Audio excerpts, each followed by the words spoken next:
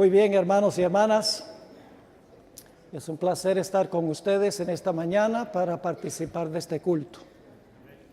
Ahora sí quiero pedirles que inclinen conmigo sus rostros y vamos a implorar la presencia del Señor. Padre Celestial, tu pueblo se haya reunido en esta mañana con el motivo de tributarte la honra, la gloria y la alabanza que tú te mereces, pero también para escuchar tu voz hablando a tu pueblo por medio de tu palabra. Pedimos, Señor, que esa palabra no regrese a ti vacía, sino que haga un impacto sobre nuestros corazones. Nos ayude a entender el tiempo en que estamos viviendo y cuál es nuestra responsabilidad como adventistas. Acompáñanos, Señor, por medio de tu Espíritu Santo. Te lo imploramos en el precioso nombre, incomparable nombre de Cristo, nuestro Salvador. Amén. Quiero comenzar en esta mañana formulando algunas preguntas. ¿Por qué existe la Iglesia Adventista del Séptimo Día? ¿Qué diferencia hay entre la Iglesia Adventista del Séptimo Día y otras iglesias que existen en el mundo contemporáneo? ¿Será que la Iglesia Adventista tiene el mismo mensaje que las demás iglesias? ¿O será posible que la Iglesia Adventista tiene un mensaje distintivo y especial para este tiempo? La respuesta a estas preguntas se halla en un concepto que tiene solamente la Iglesia Adventista del Séptimo Día. La Iglesia Adventista comparte con otras iglesias algunas de sus doctrinas. Hay otras iglesias no adventistas que guardan el sábado, que creen que la ley todavía está vigente. Hay iglesias que tienen altos principios de la salud, como los mormones. Aún hay una iglesia que cree que los muertos nada saben, los testigos de Jehová. Es decir, casi todas las doctrinas de la Iglesia Adventista son compartidas por uno u otro grupo religioso. Pero hay un concepto que es exclusivo de la Iglesia Adventista. Es la cosmovisión de la Iglesia Adventista. La palabra cosmovisión significa aquello que explica todas las dimensiones de la Iglesia Adventista del Séptimo Día. Y es el concepto adventista del santuario, único en su género. Por eso la sierva del Señor escribió esta cita que se encuentra en el libro El Evangelismo, página 165. La comprensión correcta de la ministración en el santuario celestial es el fundamento de nuestra fe. ¿Cuán importante es el fundamento? Si no hubiera fundamento de este edificio, el edificio se desplomaría.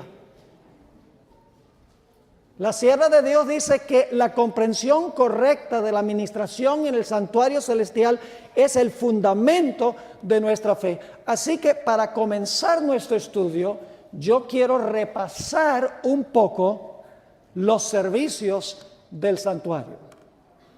Ahora ustedes saben muy bien cuál era la geografía del santuario.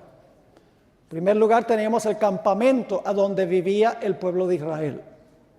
Luego llega uno y entra al patio del santuario. Y ahí en el patio se encuentra el altar del sacrificio y se encuentra el lavacro, a donde el sacerdote se lavaba antes de entrar al siguiente lugar, el lugar santo del santuario, el primer apartamento de la carpa. Y luego después del lugar santo encontramos el lugar santísimo del santuario. Es decir, nos hemos movido del campamento al atrio, al lugar santo, al lugar santísimo.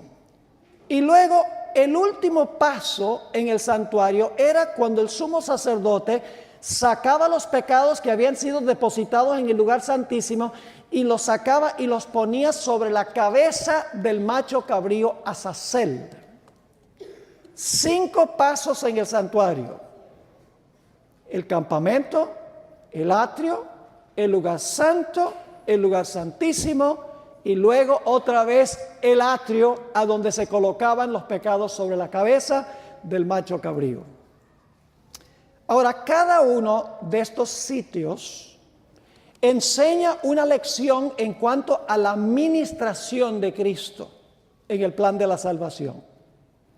Lo que quiero hacer ahora es ir apartamento por apartamento, parte por parte, para explicar la función de Cristo en cada una de las partes. Hablemos en primer lugar del campamento. Saben, generalmente cuando los adventistas estudiamos el santuario, comenzamos nuestro estudio en el atrio, en el altar del sacrificio. Yo creo que es un error comenzar nuestro estudio del santuario en el atrio, en el altar del sacrificio, que representa la muerte de Cristo. Porque Cristo tuvo que hacer algo antes de morir. Jesús tuvo que venir a nuestro campamento, a donde vivimos nosotros, para vivir una vida perfecta, para que su sacrificio fuese aceptable. Jesús tenía que tejer un manto perfecto de justicia por su obediencia antes de su muerte. La ley de Dios exige absoluta perfección. Yo pregunto, ¿cuántas personas aquí le pueden ofrecer a la ley perfección absoluta? ¿Quiere levantar la mano si usted le puede ofrecer a la ley perfección absoluta? Nadie levanta la mano. Si lo hubieran levantado, entonces ese sería su primer pecado, porque es mentiroso.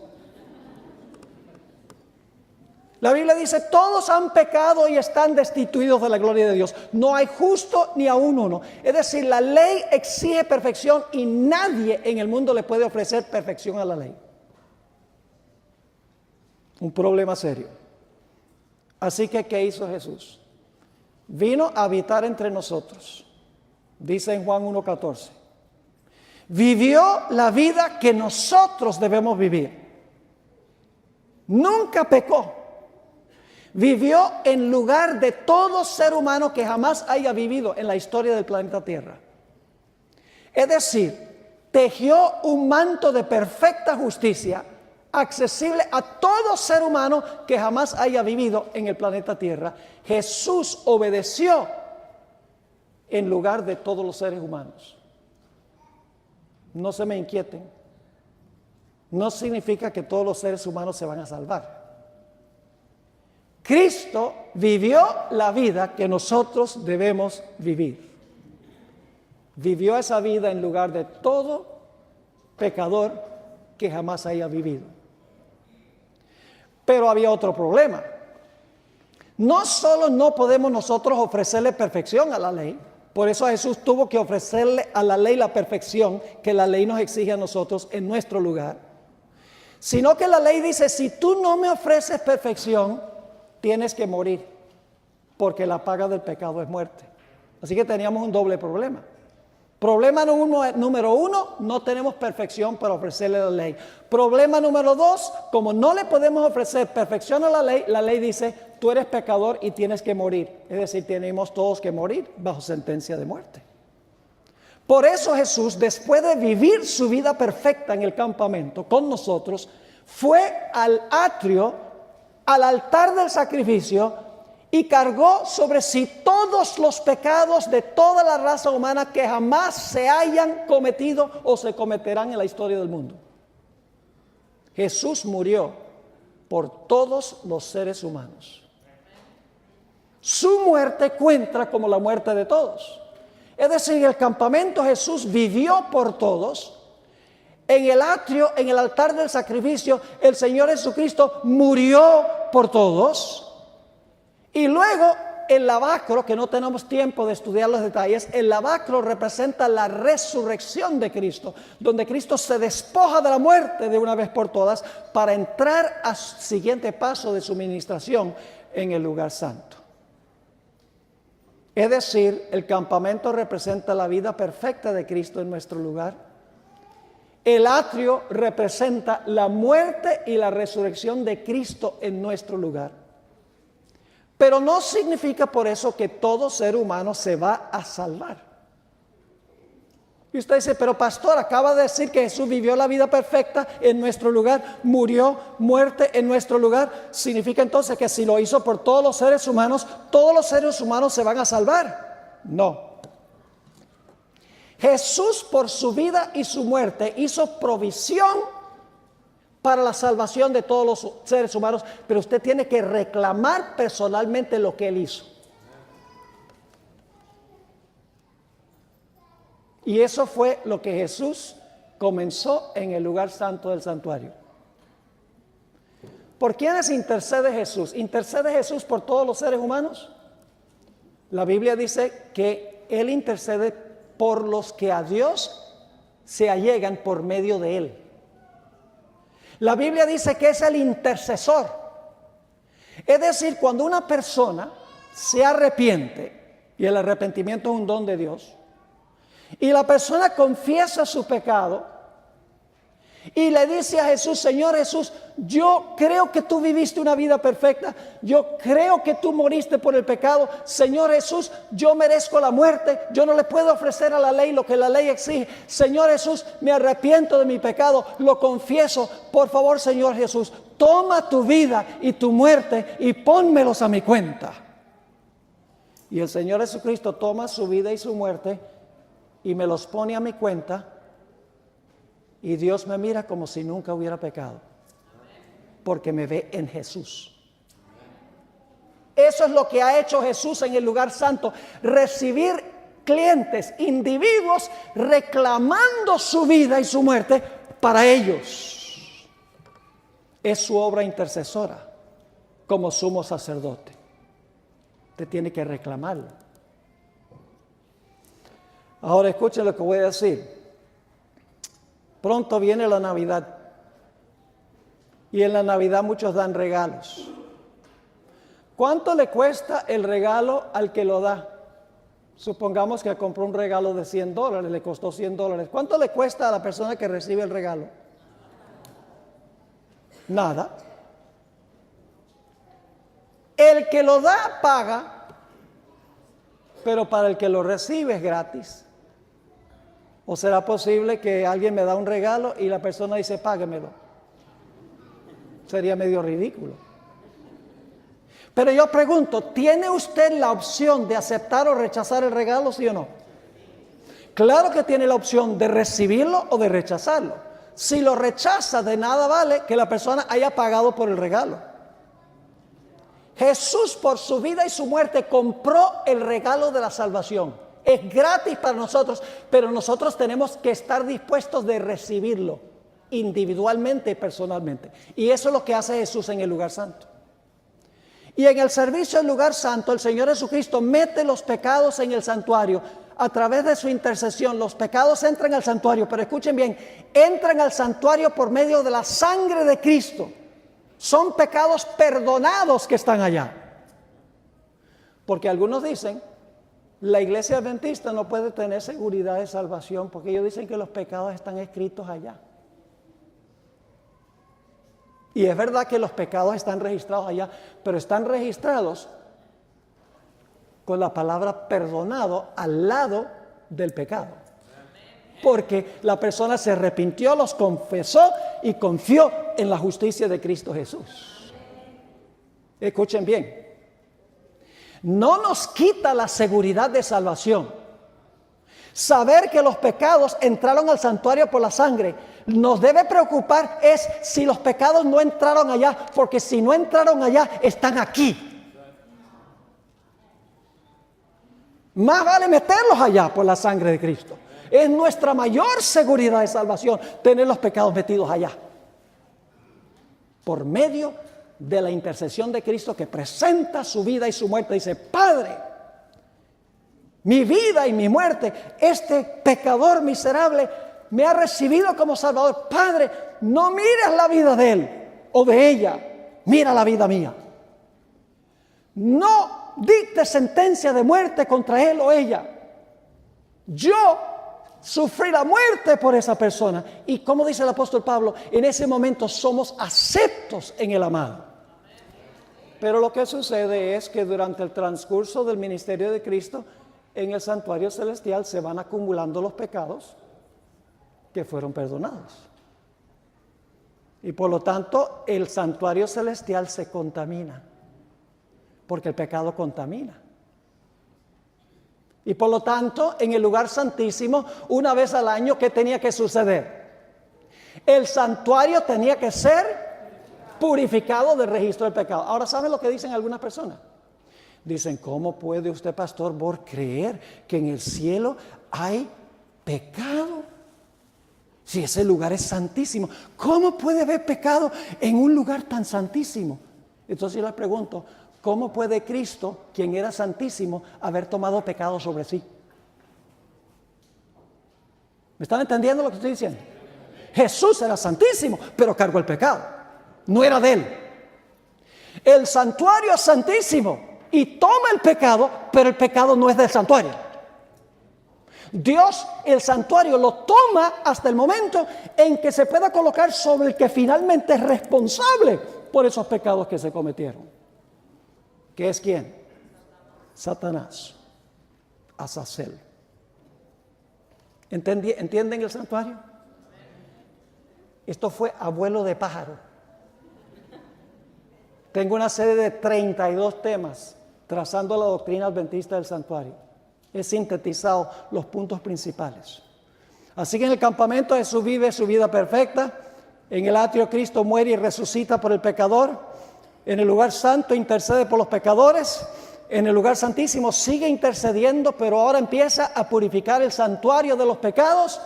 Y finalmente el último paso es colocar toda la carga de pecados que han sido confesados y vencidos sobre la cabeza del macho cabrío Azazel. Ahora quiero formular una pregunta. ¿Cuál de estas etapas es verdad presente? ¿Qué parte de la obra de Cristo en el santuario es lo que nosotros debemos estar predicando ahora?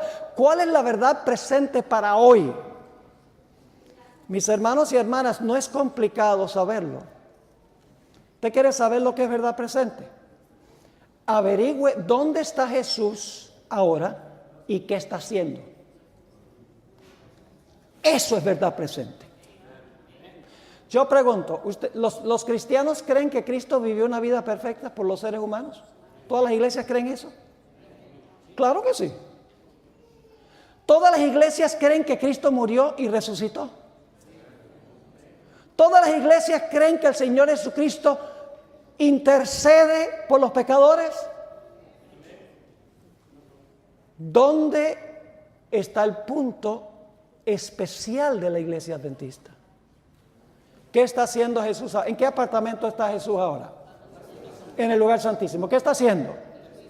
Está intercediendo, pero está haciendo algo más. Empezando con los que primero vivieron sobre la tierra, está examinando los registros para ver si ellos en realidad aceptaron a Cristo como su Salvador o no. Está purificando el santuario de los pecados del pueblo.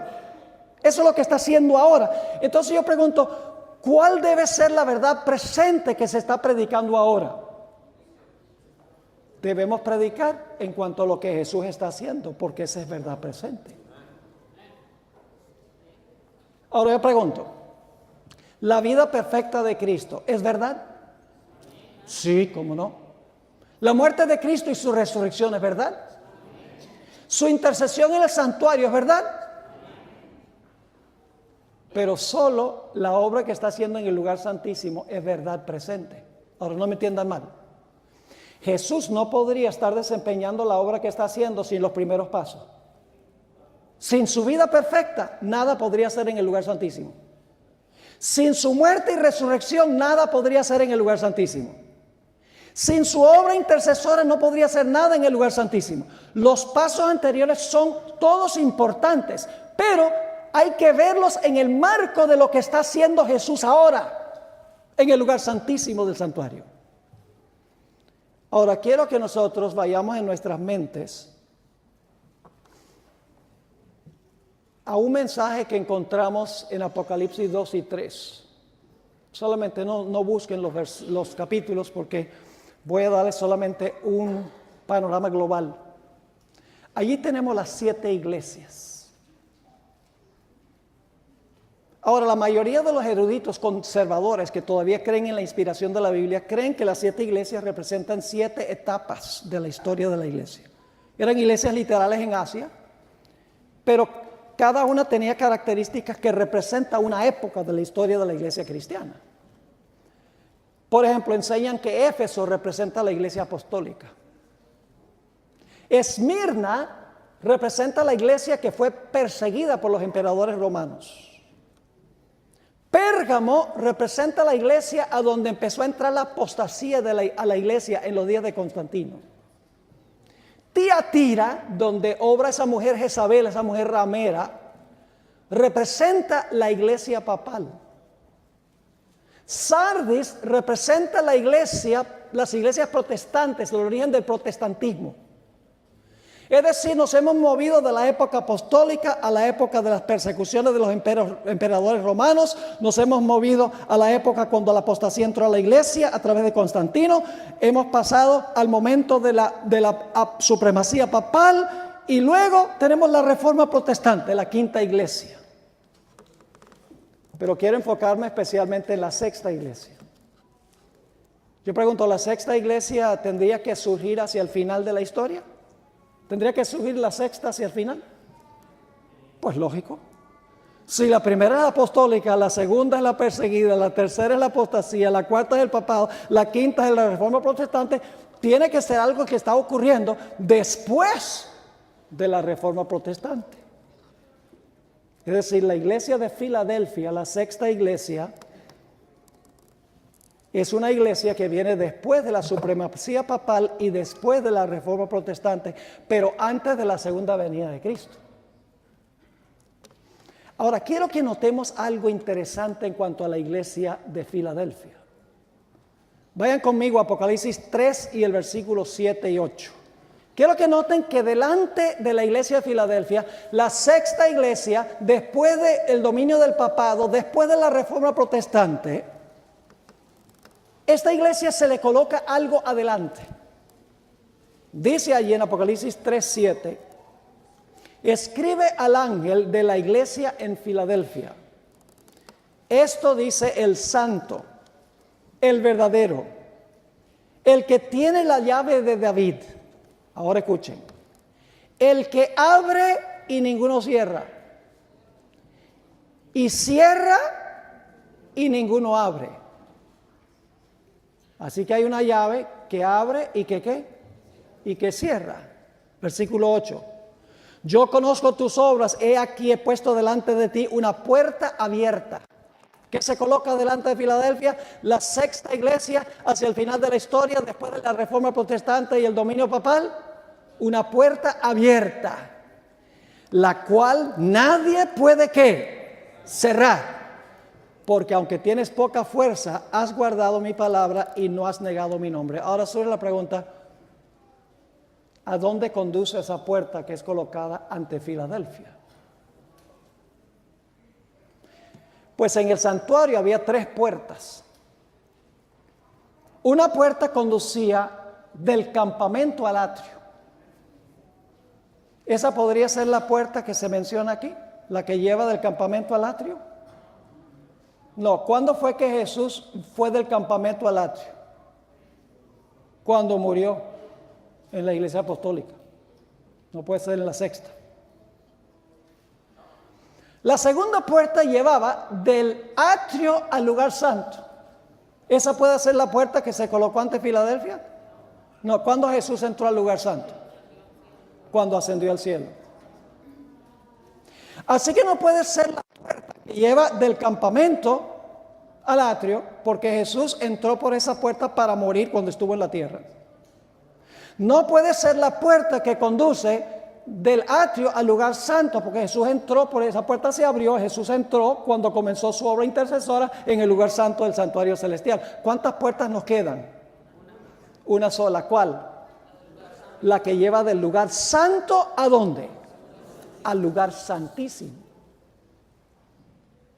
Es decir, la puerta abierta que se coloca entre Filadelfia, la sexta iglesia, la penúltima iglesia, la que vive al final de la historia, se coloca una puerta abierta delante de esta iglesia.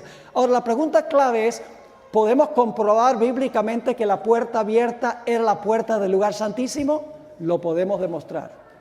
Vamos a Apocalipsis 11 y el versículo 19. Apocalipsis 11, 19. Y ahora viene algo muy interesante. Apocalipsis 11, 19 está hablando de algo que sucede durante el periodo de la sexta trompeta. ¿Cuándo se coloca la puerta abierta ante Filadelfia? ¿Bajo cuál iglesia? La sexta. Ahora el texto que vamos a leer está hablando de una puerta que se abre en la sexta trompeta. Paralelo, sexta y sexta. ¿A dónde conduce esa puerta abierta? Apocalipsis 11, 19. Y el templo de Dios fue abierto en el cielo. ¿Qué fue abierto? El templo de Dios. ¿Y qué se vio allí? Y el arca de su pacto se veía en el templo. Y hubo relámpagos, voces, truenos, un terremoto y grande granizo. ¿Saben algo interesante? Estos fenómenos que se mencionan aquí, donde dice relámpagos, voces, truenos, terremoto y grande granizo, esos fenómenos se mencionan en Éxodo 19, cuando Dios estaba a punto de revelar su ley. ¿Qué se va a ver dentro del arca del pacto cuando se abra el templo? Se va a ver, ¿qué cosa? La ley de Dios, porque son los mismos fenómenos. Ustedes pueden leerlo en Éxodo 19. Dios está por abrir el lugar santísimo. Y déjenme decirles algo, el lugar santísimo se abría tan solo en el día de expiación al final del año religioso judío. ¿Me están siguiendo hasta este punto? Ahora, quiero mencionar la perspectiva que nos da Daniel 7, porque vamos a ver tres perspectivas paralelas aquí. Hemos visto ya la sexta iglesia, puerta abierta. No puede ser del campamento al atrio, ni el atrio al lugar santo. Eso se abrió al principio de la era cristiana. Luego vimos en la sexta trompeta, se abre el templo, se ve el arca del pacto y hay los fenómenos de cuando Dios reveló su santa ley. Pero ahora vamos a mirar otra línea que presenta la Biblia, la de Daniel 7. Ahora, yo solamente voy a mencionar, ustedes han estudiado Daniel 7. En Daniel 7 tenemos un león. ¿Qué representa el león? Ay, eso fue débil, hermanos y hermanas. Ustedes como que no desayunaron hoy. ¿Qué representa el león? Babilonia. Bueno, un poco mejor. Luego tenemos un oso. ¿Qué reino representa el oso? Medo-Persia. Luego tenemos un leopardo. ¿Qué es el leopardo? Grecia. Luego tenemos una bestia espantosa y terrible, un dragón. ¿Qué representa el dragón? El Imperio Romano. Luego al dragón le salen ¿cuántos cuernos? 10. ¿Y qué representa eso? Que el Imperio Romano se dividió. Luego entre los 10 sale un cuerno ¿qué? Pequeño. ¿Qué representa el cuerno pequeño? Roma papal. ¿Cuánto tiempo gobierna? 1260 años, que terminan ¿en qué fecha?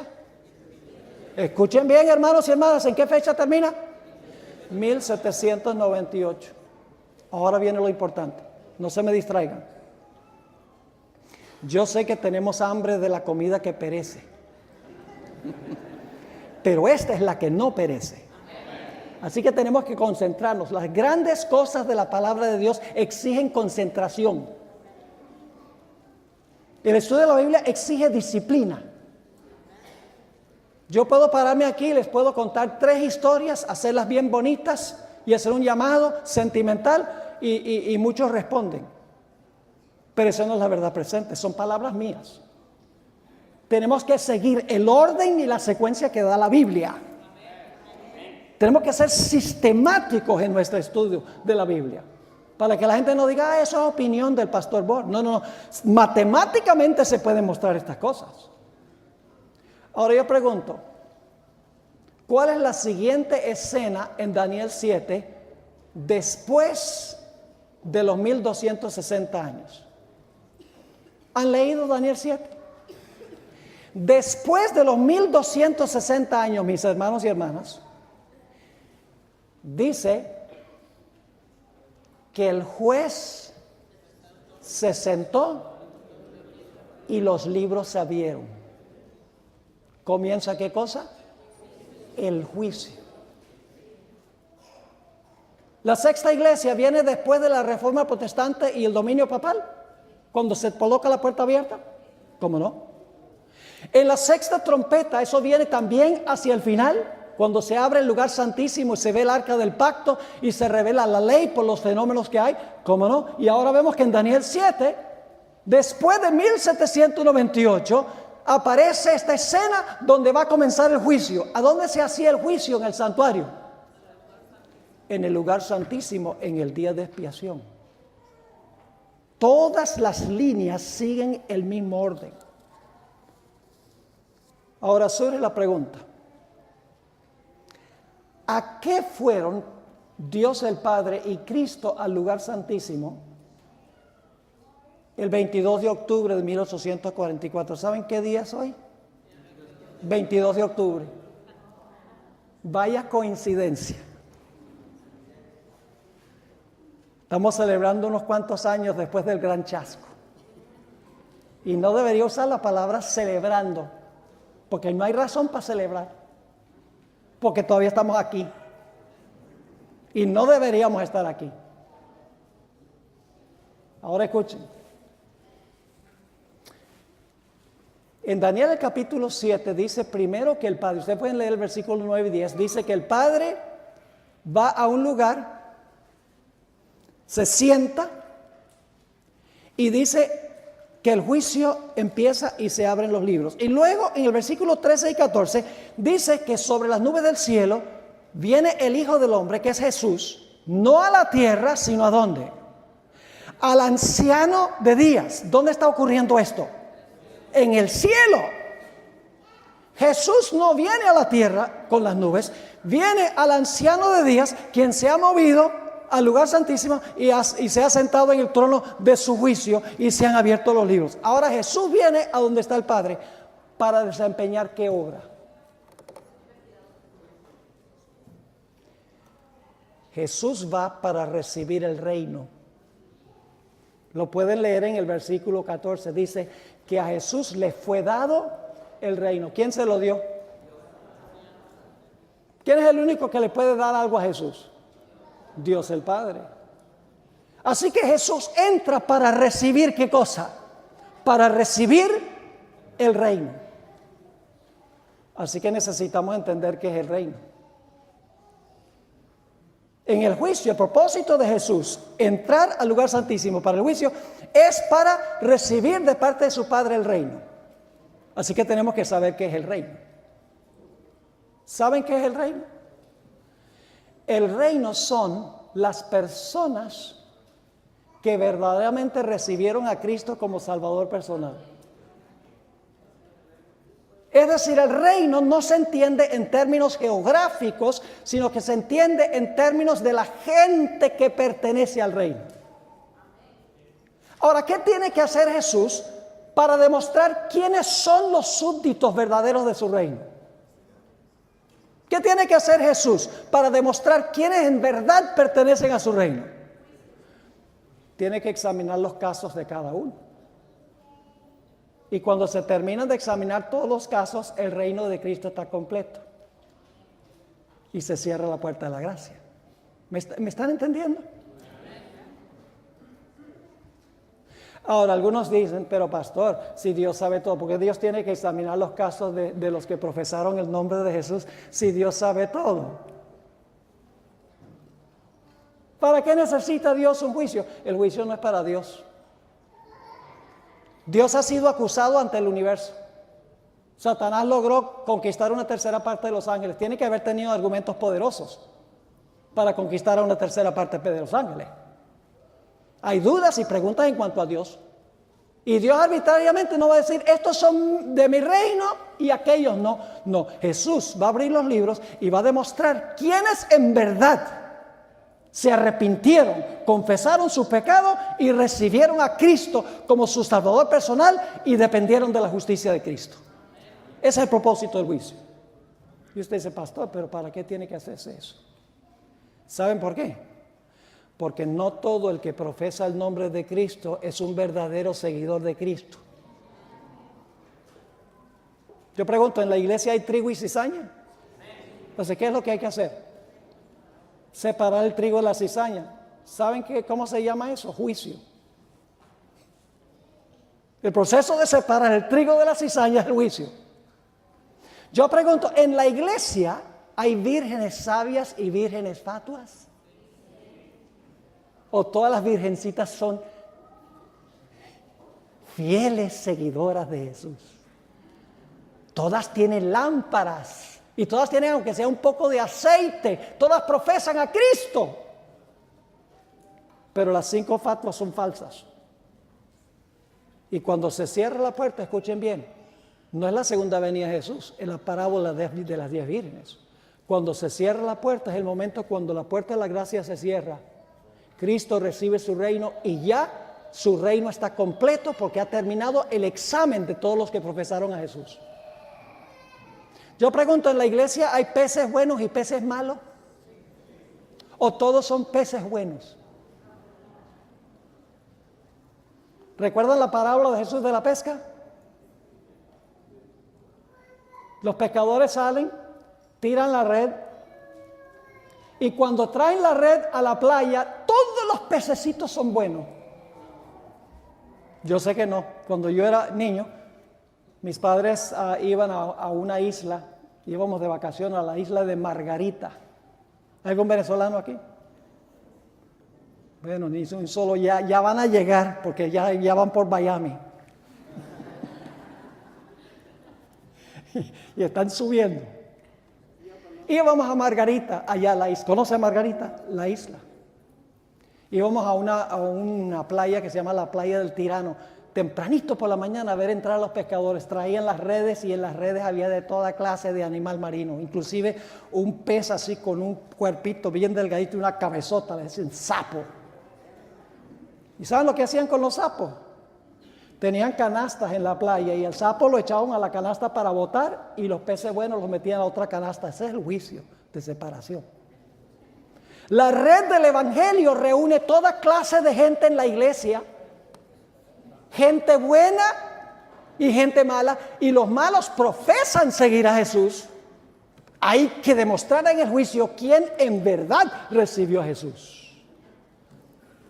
Yo pregunto, cuando se haga el juicio, ¿va a haber personas que profesan tener derecho de estar con Jesús que no tienen el manto? Usted conoce la parábola de Mateo 22. Yo pregunto, hay personas que dicen Señor, Señor, hacen milagros, echan demonios y dan profecías. En el nombre de Jesús, profesan seguir a Jesús. Y Jesús le va a decir, ay sí, ustedes tenían mi nombre, vengan para acá. ¿Qué dice Jesús? No os conozco. Apartaos de mí, obradores de maldad. Jesús dijo que iba a haber lobos entre ovejas, disfrazados de ovejas, dice él. Inclusive la Biblia dice que ministros se disfrazan como ángeles de luz. El apóstol Pablo dijo que hay muchos en la iglesia que tienen la apariencia de la piedad, pero no tienen el poder de la piedad. No todo el que reclamó el nombre de Cristo es un verdadero discípulo de Cristo. Por eso en el juicio hay que demostrar quién es quién. No para beneficio de Dios, sino para beneficio del universo. Porque Dios tiene un problema universal. Este mundito es un ejemplo en el contexto del universo total. Si es un problema universal, Dios necesita implementar una solución universal para que todo el universo quede satisfecho. Ahora le voy a hacer una pregunta. ¿El perdón se puede revocar? Sí, Señor. Escuchen lo que voy a decir. Cuando usted se arrepiente del pecado, ya sea genuino el arrepentimiento o falso, y usted le ora a Jesús, Jesús le perdona ese pecado, sea sincero o no. El Señor Jesucristo acepta su profesión en ese momento. Pero en el juicio se examina si en verdad la persona se arrepintió del pecado o si tenía lágrimas de cocodrilo. Les voy a dar solo un ejemplo de la Biblia. Pueden leer Ezequiel 33, donde esto está claro también, pero un ejemplo de la parábola de los dos deudores. Había un deudor que debía 10,000 talentos, una cantidad que no se podía pagar, imposible de pagar. Y el señor de este siervo le dijo, mira, págame lo que me debes. Y dijo, yo no tengo con qué pagar, dame tiempo. Porque lo iba a echar a la cárcel, le iba a confiscar todo. Y este individuo empezó a clamar a su señor, ay, por favor, dame tiempo. Y el señor le dijo, mira, la deuda queda perdonada porque clamaste a mí. Vete tranquilo. Wow. No tengo que pagar ni un centavo. No, porque clamaste por misericordia. Acepto. Perdonado. Perdonada la deuda. Wow. Este individuo saltaba en una pata.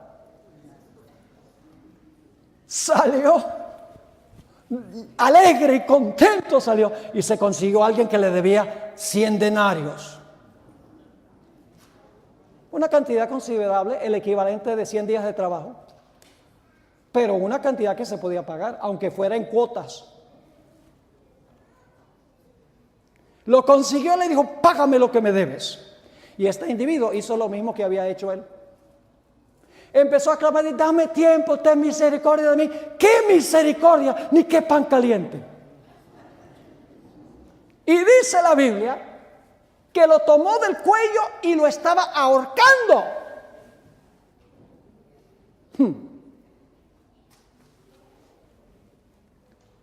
Pues los siervos, otros siervos, fueron y le contaron al Señor. Los siervos representan los ángeles que toman registro de lo que nosotros hacemos. Esta parábola tiene un simbolismo muy rico. Así que van y le dicen, mira, este individuo que tú perdonaste grande, se encontró uno que le debía un poquito y lo iba ahorcando. Y el Señor dijo, así es la cosa, tráigamelo para acá, ahora viene el juicio, para ver si su arrepentimiento fue genuino o no. Y viene y el Señor le dijo, ¿cuánto fue que yo te perdoné a ti? Y con una sonrisa dice, 10,000 talentos, gloria a Dios. ¿Y qué es esto que yo oigo de ti, que yo te perdoné una deuda tan grande y tú no estás dispuesto de perdonar a tu semejante? Y se quedó callado. Y escuchen bien, se le revocó el perdón y se le echó a la cárcel hasta que pagara todo lo que debía. Yo pregunto, cuando se examinen los casos en el juicio y se vea que nuestras acciones contradicen nuestra profesión, ¿Dios va a revocar el perdón que una vez dio? La parábola dice que sí. Las obras de ese hombre mostró que su clamor al Señor eran lágrimas de cocodrilo. Estaba triste no por el pecado de haberle desfalcado el dinero al amo, sino que estaba triste por el sufrimiento del castigo que le iba a venir.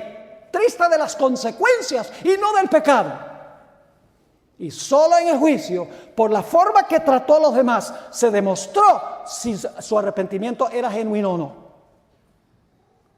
Por eso, aunque somos salvos por gracia a través de la fe, seremos juzgados por obras, porque las obras demuestran si nuestra fe fue genuina o no. Porque usted no puede decir, yo tengo fe en Cristo y vivir como el diablo. Las obras demuestran si nuestra fe en Cristo y nuestro arrepentimiento es genuino o no. Eso es lo que hace Jesús en el lugar santísimo. Pero ahora escuchen bien. Las verdades distintivas de la iglesia adventista se encuentran en el lugar santísimo. Lo que nos distingue de las demás iglesias se encuentra en el lugar santísimo. ¿Qué se encontraba dentro del arca del pacto? La ley. ¿Qué dice el mundo cristiano en cuanto a la ley? Oh, fue clavada en la cruz. No se puede guardar. Era para los judíos.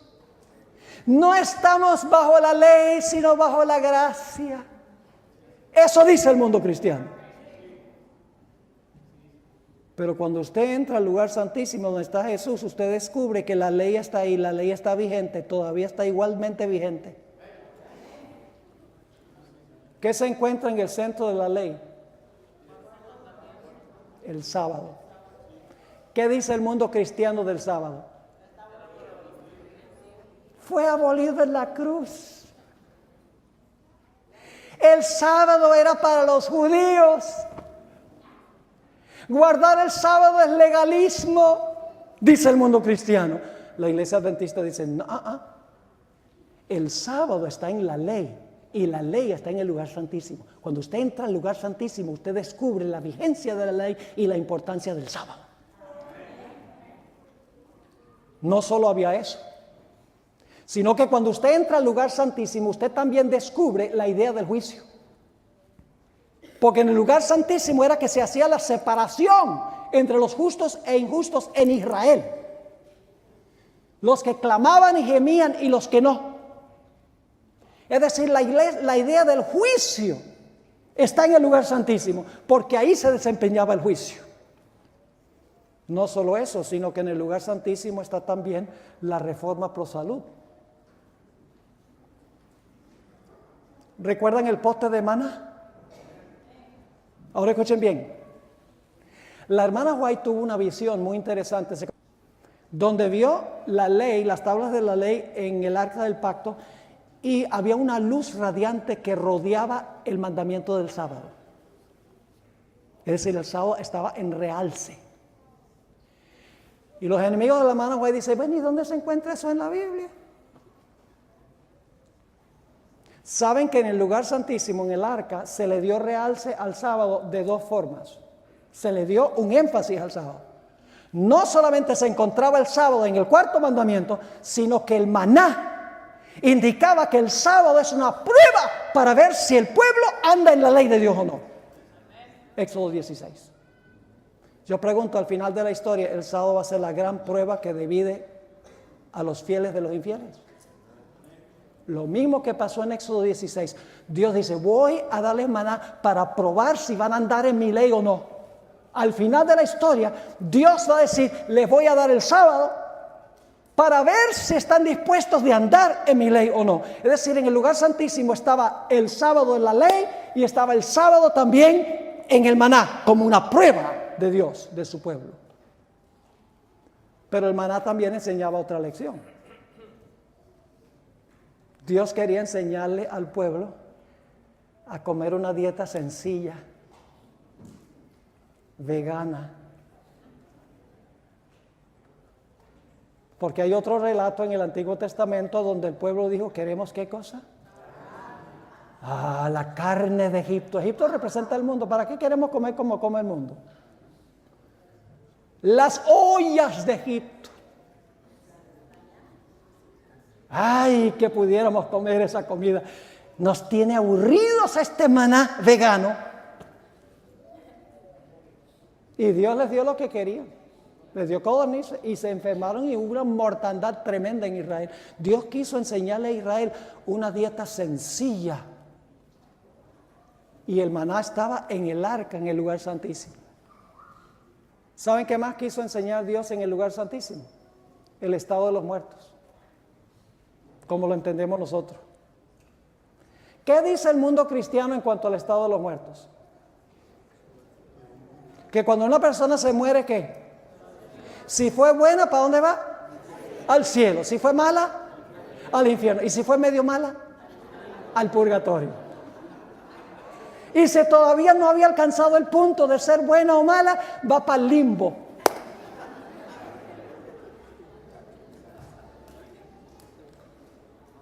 Pero la iglesia adventista enseña que los muertos nada saben. Y está conectado eso con el juicio. Les voy a explicar por qué. El juicio comenzó el 22 de octubre de 1844. Ahí comenzó el juicio para dividir a los justos de los injustos. Ahora, yo quiero preguntarles esto.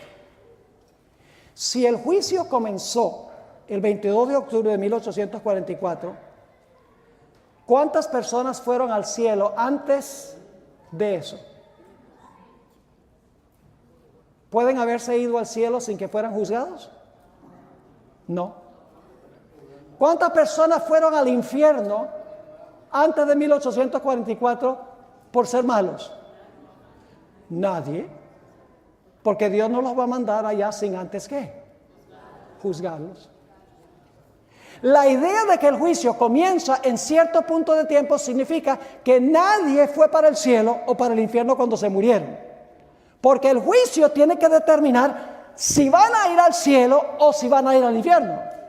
¿Me están entendiendo? Es decir, la doctrina adventista en el lugar santísimo conlleva la idea de que los muertos nada saben.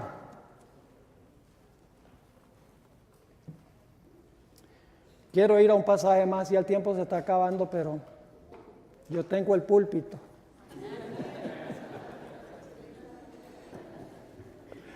Es tan importante esto, hermanos. Quiero compartir todo con ustedes, porque es vital esto.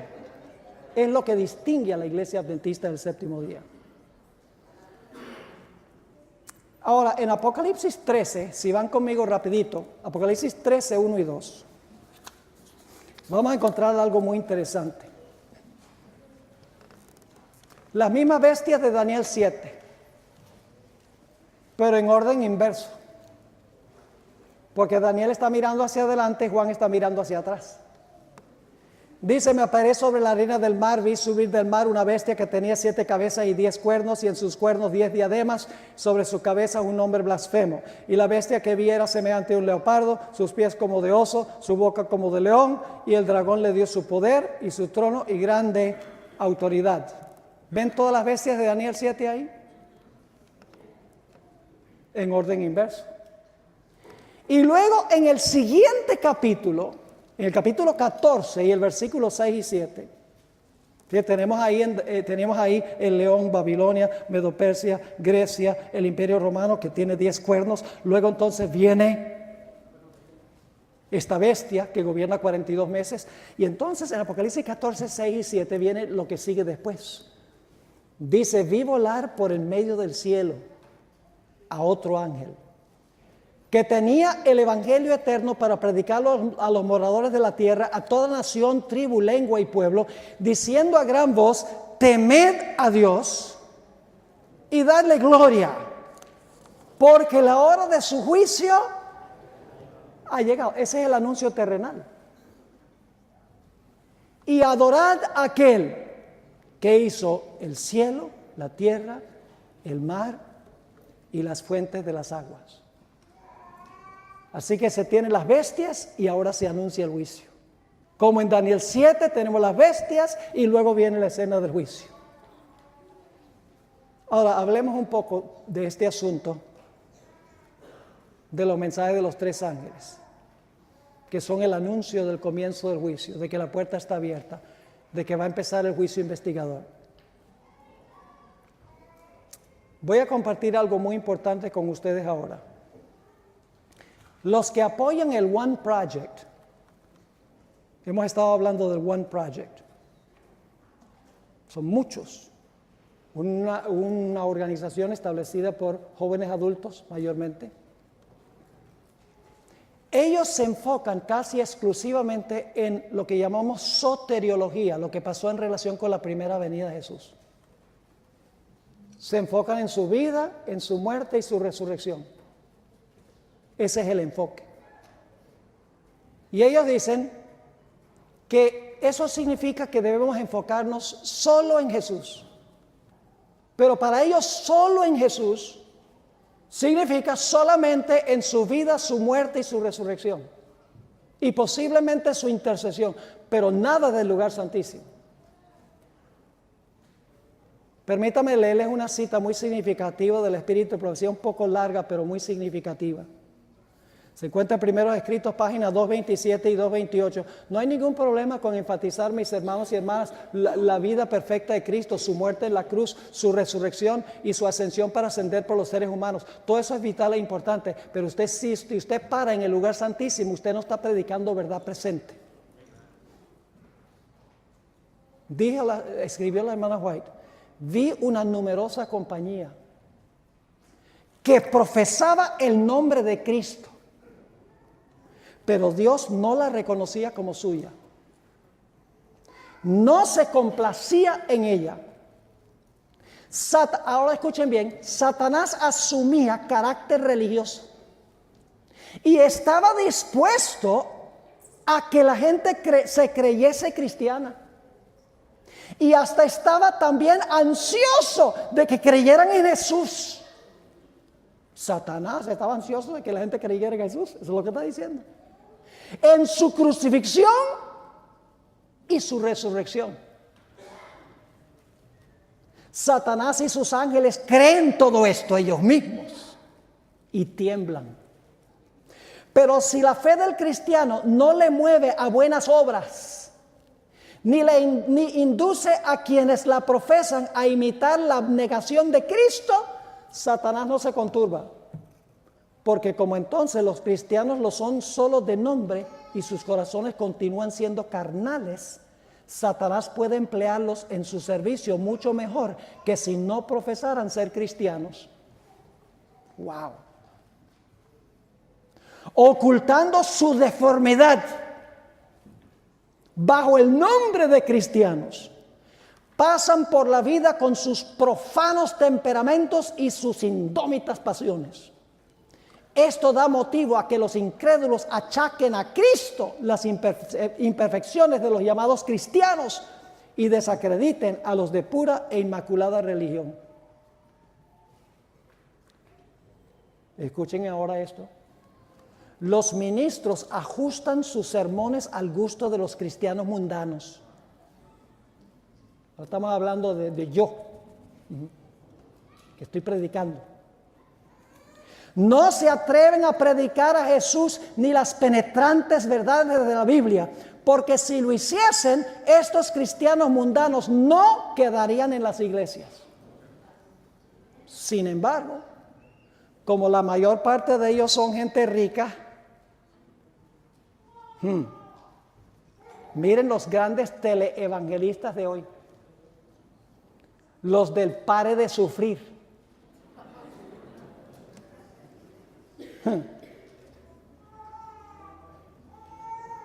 Sin embargo, como la mayor parte de ellos son gente rica, los ministros procuran retenerlos, aunque no sean más merecedores de estar en la iglesia que Satanás y sus ángeles.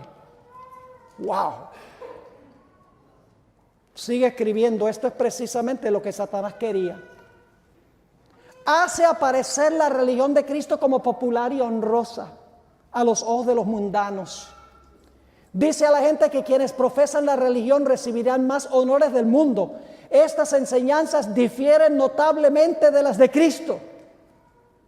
La doctrina de Él y el mundo no pueden convivir en paz.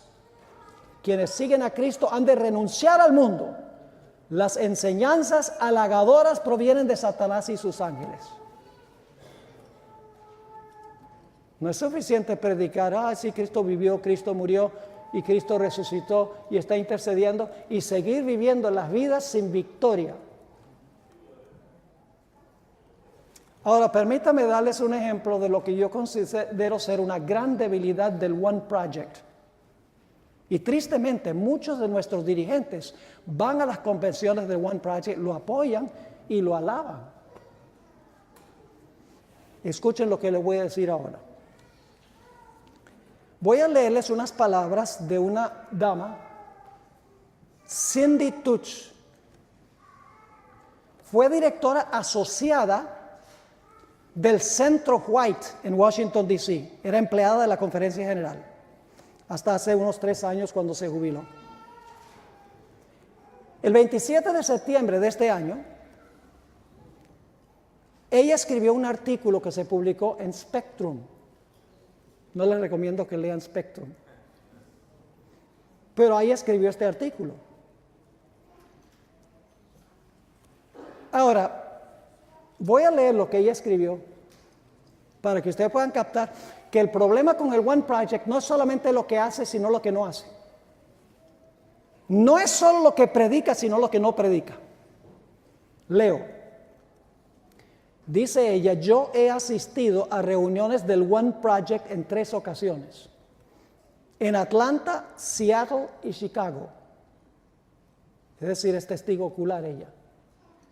No obstante, no he asistido desde que me jubilé del Centro de Investigación White hace algo más de 3 años. Aun cuando no encontré que el One Project fuera espléndido en todo sentido, como mi buen amigo William Johnson. William Johnson fue el editor de la revista Adventista, The Review and Herald, por muchos años. Él fue a una reunión del One Project y dijo, esto es maravilloso, esto no tiene nada de malo. Entonces ella está reaccionando a lo que él escribió. Dice, aun cuando no encontré que el One Project fuera espléndido en todo sentido, como mi buen amigo William Johnson, tampoco lo encontré como un semillero de iniquidad, como lo creen algunos de nuestros hermanos y hermanas adventistas. Y luego escribió lo que le gustó del One Project. Dijo, lo que bendijo a mi alma. 1, la linda música cristocéntrica que fue presentada por el grupo de alabanza de Nicolás Zorc. 2, la oportunidad de discutir las presentaciones en grupos pequeños con franqueza y honestidad. 3, el énfasis sobre la necesidad de ser activos en nuestras comunidades para ayudar a los pobres, los marginalizados y los que no tienen voz propia. 4, el enfoque sobre la gracia y justicia de Cristo que fue esbozada por algunos de los presentadores. 5, un reconocimiento que el Espíritu Santo unge para la obra a aquellos a quien llama. Eso es lo que le gustó. Sigue diciendo, lo que faltó. Ahora esto es lo que ustedes quieren que noten. Lo que faltó. Dijo ella, faltó alguna mención positiva de los mensajes de los 3 ángeles de Apocalipsis 14. El concepto de un remanente que Cristo ha llamado con un propósito especial para este tiempo. La creación en 7 días literales y contiguos de 24 horas cada uno, no se mencionó. El libro El conflicto de los siglos de Ellen G. de White. El juicio investigador antes de la segunda venida. El evangelismo público, tal como ciclos satelitales dirigidos por reconocidos evangelistas adventistas. Y luego dijo esto, no se dijo nada de un Cristo cuya gracia abrumadora nos inspira a la santidad en nuestro estilo de vida y afecta nuestras elecciones en materia de vestimenta, comida y bebida, entretenimiento y sexualidad. Y dijo, tampoco se mencionó nada sobre las porciones proféticas de Daniel y Apocalipsis. El problema no es solamente lo que están haciendo, poniendo bandas de música rock, promoviendo la oración, tipos de oración que la Biblia no apoya. La idea de que hay que vaciar la mente para que entonces podamos escuchar la voz de Dios. Eso es el problema con lo que hacen, pero el problema es que no dan ningún énfasis a la verdad presente, al mensaje especial para este tiempo. Y debo decir que Cindy Touch no está en contra de este movimiento. Ella tiene muchos amigos en el movimiento, pero es honesta en decir qué es lo que no hubo. ¿Cómo puede haber una organización adventista si no menciona nada de la verdad presente? Porque no hubo nada de la verdad presente en las 3 reuniones o convenciones que ella estuvo.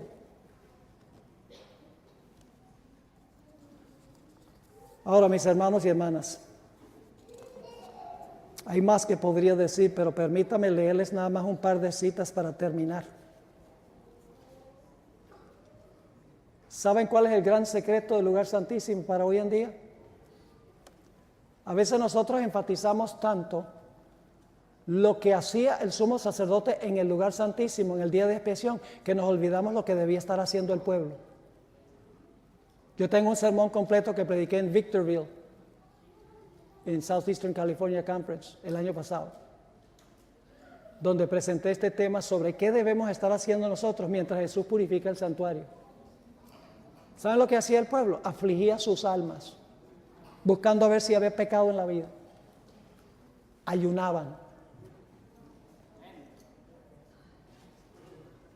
La hermana White dice que el ayuno es abstenerse de todo lo que nos hace daño y participar moderadamente de lo que nos hace bien. E Isaías 58 dice que el ayuno que Dios aprueba es darle nuestra ropa a los desnudos y significa visitar a los desamparados.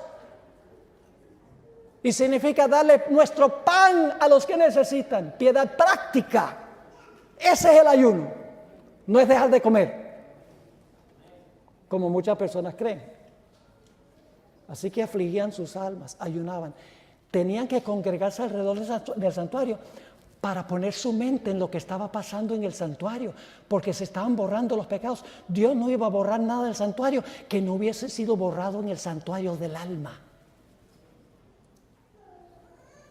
Termino con dos citas de lo que dice. Uno, la hermana White dice qué es verdad presente, qué debemos estar predicando, que no está predicando el One Project, ninguna de estas organizaciones está predicando nada distintivo de la verdad presente. Dice la hermana White en Primeros Escritos, página 63, son muchas las preciosas verdades que contiene la palabra de Dios, pero es la verdad presente lo que el rebaño necesita ahora. Hay muchas verdades, dice ella en la Biblia, pero ¿qué necesita el pueblo ahora? Verdad presente. ¿Y a dónde está la verdad presente? ¿En qué apartamento? En el Santísimo. Sepa lo que está haciendo Jesús allá y entonces vamos a saber qué debemos predicar.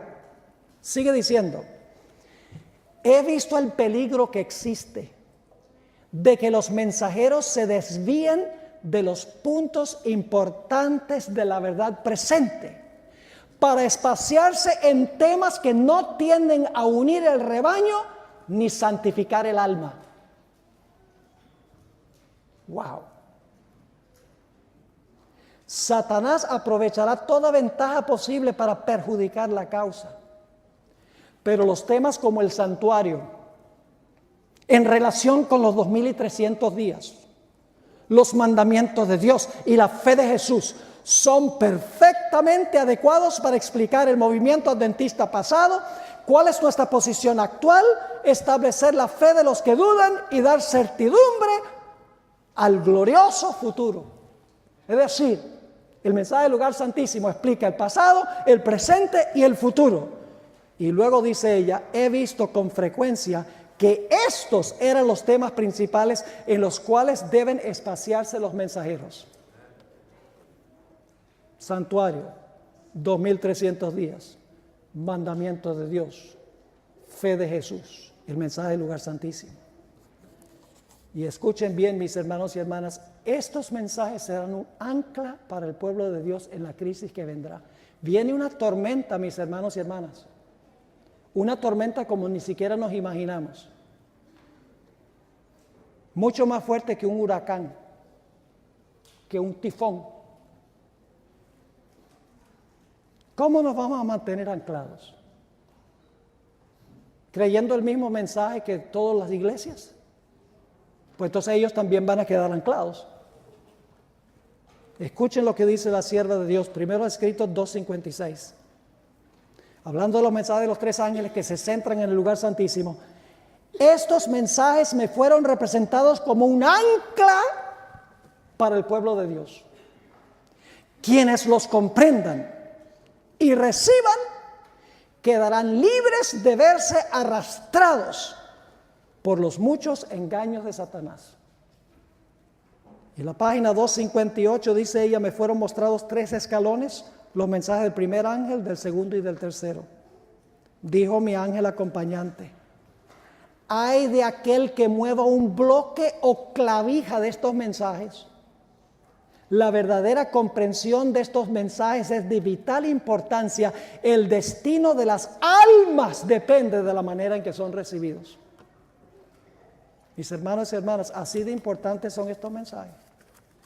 Es un asunto de vida o muerte. Predicar el mensaje del primer ángel, teme a Dios, dale gloria. La hora del juicio ha llegado. Adora al Creador guardando su sábado. Si estás en Babilonia, sal. Y si no sales, vas a terminar recibiendo la marca de la bestia, dice el mensaje del tercer ángel. Es un asunto de vida o muerte. Así que mis hermanos y hermanas, más vale que nosotros prediquemos el mensaje que Dios le ha dado a la iglesia adventista para este tiempo. No perdamos el tiempo predicando lo que predican las otras iglesias, pues si estamos haciendo eso, ¿para qué existimos? Dios ha llamado este pueblo como un pueblo especial para este tiempo. Esta es la iglesia remanente del Señor, con todos los problemas que tiene. Pero se ha extraviado, se ha desviado de la función por la cual Dios llamó a esta iglesia. Y tenemos que regresar al camino que Dios trazó. Y debemos orar que eso sea así. Y debemos nosotros participar para que sea así.